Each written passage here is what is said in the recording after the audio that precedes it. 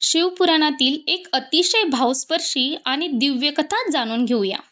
भगवान शिव आणि माता सती यांच्या विवाहाची आणि 51 शक्तिपीठाच्या उत्पत्तीची. तर दक्ष प्रजापती यांच्या अनेक कन्या होत्या. तरीही दक्ष समाधानी नव्हते. त्यांना अशी कन्या हवी होती जी सर्व शक्तिमान आणि सर्व विजयी असेल. या इच्छेसाठी त्यांनी कठोर तपश्चर्या सुरू केली. अनेक वर्षाच्या तपश्चर्येनंतर भगवती आद्या त्यांच्यासमोर प्रकट झाल्या आणि म्हणाल्या, मी तुझ्या तपामुळे प्रसन्न झाले आहे. मी तुझ्या घरी कन्या रूपाने जन्म घेईन. माझे नाव सती असेल. काळ लोटला आणि भगवती आद्या सतीच्या रूपात दक्षाच्या घरी जन्माला आल्या. सती लहानपणापासूनच अलौकिक होत्या. त्यांच्या चमत्कारिक कृत्याने स्वतः दक्षही आश्चर्यचकित होत असत. जेव्हा सती विवाहयोग्य झाल्या तेव्हा दक्षांना योग्य वराची चिंता लागली. पण सतीने महादेवाशी विवाह करायचा ठरवला होता. पण हे दक्षांना मान्य नव्हते. पण त्यांनी ब्रह्मदेवाला विचारले असता त्यांनी सांगितलं, सती ही आदिशक्ती आहे आणि शिव हे आदिपुरुष आहेत. सृष्टीच्या संतुलनासाठी या दोघांचा विवाह होणे आवश्यक आहे. दक्षांनी हा सल्ला मान्य करून सतीचा विवाह भगवान शिवाशी लावून दिला. सती कैलासावर जाऊन शिवांसोबत आनंदाने राहू लागल्या. एकदा देवलोकात ब्रह्मदेवांनी सभा भरवली होती.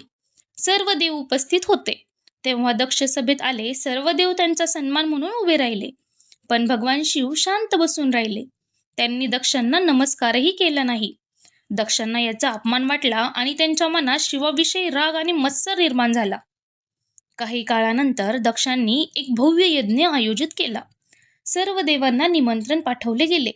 पण शिव आणि सतीला निमंत्रण नव्हते. एके दिवशी सतीने आकाशात देवाचे विमान जाताना पाहिले आणि शिवांना विचारले.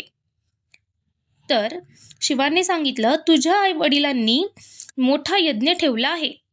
सतीने विचारले, आपल्याला निमंत्रण नाही का? शिव म्हणाले, तुझे वडील माझ्याशी वैर बाळगतात. विना निमंत्रण जाणे योग्य नाही. पण सतींना आपल्या बहिणीला भेटायचे होते. त्यांनी आग्रह केला व शेवटी शिवांनी परवानगी दिली. सोबत वीरभद्राला पाठवले. सती पिताच्या घरी पोहोचल्या पण कोणीही त्यांचे स्वागत केले नाही. दक्षांनी शिवाचा अपमान करत कटू शब्द उच्चारले. यज्ञ मंडपात सतीने पाहिले की सर्व देवतांचा यज्ञभाग आहे पण शिवांचा नाही. त्यांनी कारण विचारले असता दक्ष म्हणाले, तो भूताचा स्वामी आहे, देव नाही. हे ऐकून सती अत्यंत दुःखी झाल्या. त्यांनी जाहीर केले, ज्याचा अपमान झाला ह्या पतीसह जगणे माझ्यासाठी अशक्य आहे. आणि त्या यज्ञाच्या अग्नीत उडी मारून आत्मदहन केले. ही बातमी कळताच वीरभद्र संतापले.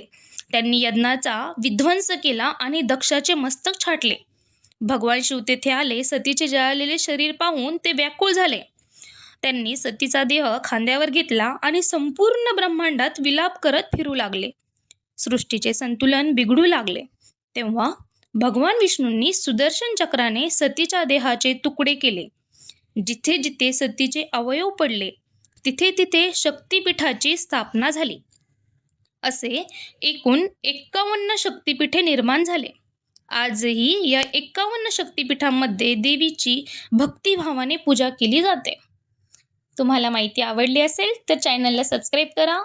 तुम्हाला काय वाटते या कहाणीबद्दल कमेंटमध्ये नक्की सांगा. हर हर महादेव.